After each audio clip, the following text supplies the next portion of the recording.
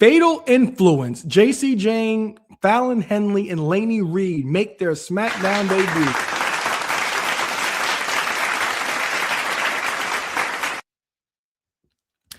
And as you guys know, I might be Jacy Jayne's biggest fan, and I'll let her talk about. I'll let you hear this first, because this is how I felt about Jacy Jayne when she would eventually get called up to the main roster.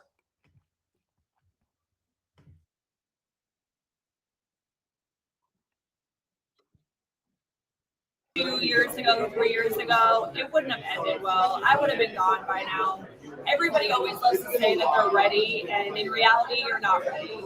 It takes time to develop. It takes time to get confident and know your craft. So I feel like now I'm ready. I know I can stand in the ring with anybody. I'm not intimidated. I can go with the best of them. So I'm ready. Whenever they decide I'm ready, I'm going to be there, and I'm going to take a spot, and all of them should be ready. All right. All right. So Jacy Jayne basically took the words out of my mouth. So that's how I felt.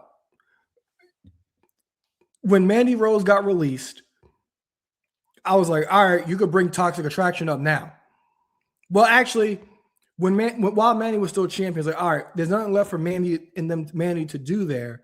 You can bring them to the main roster as a unit, but then we all know what happened with Mandy. Her OF got big, and she got released immediately after that. And that left Jacy Jayne and Gigi in a bad position. It's like, all right, what do you do with Toxic Attraction? Because they were pretty much one of your biggest acts in NXT. So they were left scrambling or whatever. So instead of just trying to keep it going, they just ended it. You know, they ended it in February of the following year. And after that, Jacy Jayne, you know, she had her feud with Gigi. She did the stuff with Chase U. She aligned herself with Jasmine Nix.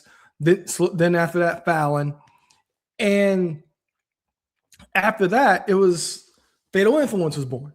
And the vignette, the debut vignette for Fatal Influence, I thought was fantastic. I thought it was great. I thought it was a great group concept to have of, you know, these two hard workers.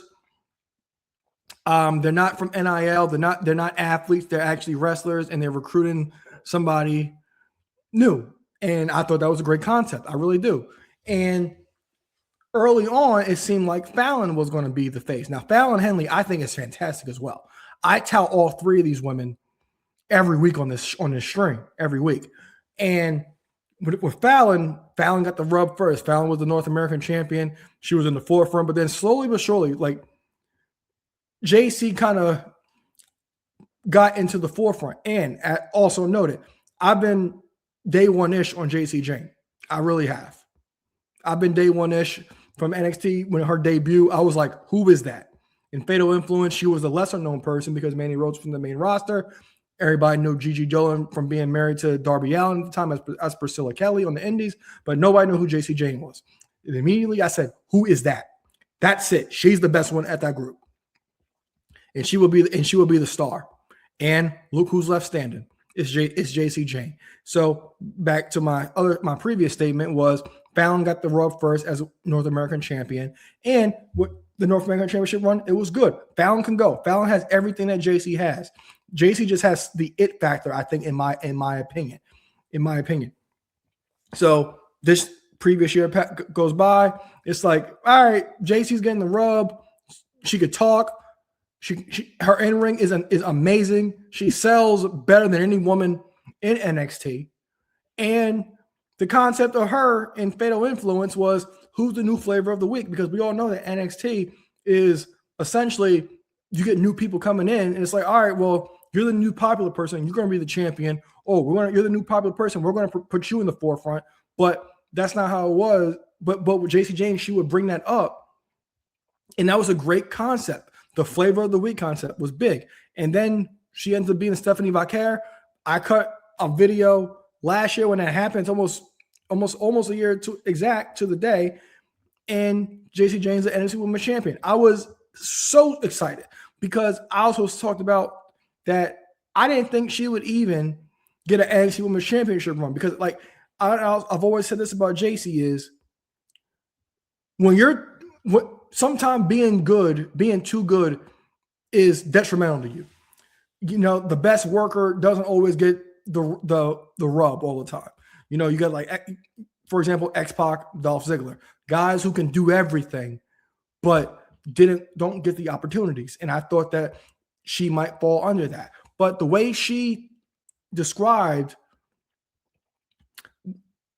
her eventual main roster run at that time, interview was a few weeks ago, I think was pretty much spot on. I wanted them to handle her with gloves, because last week on NXT, when she lost to Lola Vice, I was like, all right, that's it. The way they kind of wrote it off and ended the show was perfect, because all Fatal Women got taken out, and then we see the new crop of women after Lola Vice. And on SmackDown, when I knew they weren't on NXT the following week, I'm like, all right, they're going to be on SmackDown, all three, because I wanted Jacy to debut with Fallon and Lainey as well, because like I said, I want them to handle her properly. You can branch her off, but from what we got on SmackDown, we got stars. Stars are born.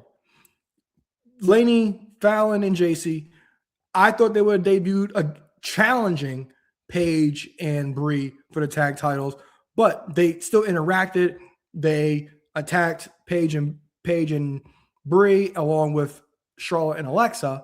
And also, I wasn't watching SmackDown Live, but then I later found out that Fatal Influence interacted with Rhea Ripley. And when I tell you that those boos were music to my ears, they truly were, because I would not, if you asked me how good a debut can go, I wouldn't have said that. That was fantastic.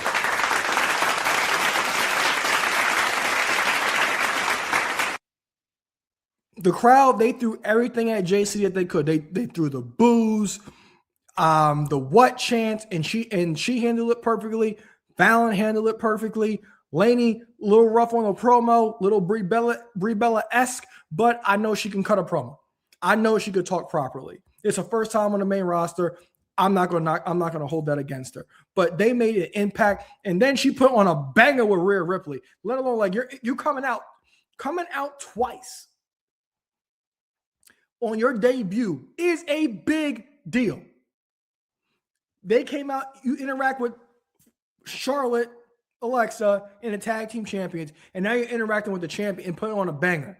And now this week on SmackDown, she goes one-on-one with Charlotte. And we'll have to see what's going to happen on Friday. But at this point, I think the Charlotte match is going to end in DQ. I think it is. And at Backlash, there's already 3 Raw matches announced. And I think at Backlash, we're going to end up getting this. A tag team match. Yeah, so at Backlash, I think we're going to get Fatal Influence against Charlotte, Alexa, and Rhea in a tag match. The Uncle Teddy special. I think that's what's going to happen, player. And I think Fatal Influence gets the win. If I had to book Fatal Influence, I would have Fallon and Lainey win the tag titles from Paige and Brie. And then Jacy could continue to put on bangers, maybe win Money in the Bank down this year. But those 3, they are stars in the making. Jacy's, I think, will shine the brightest, but all 3 are stars, and there cannot be a better debut for a trio of women.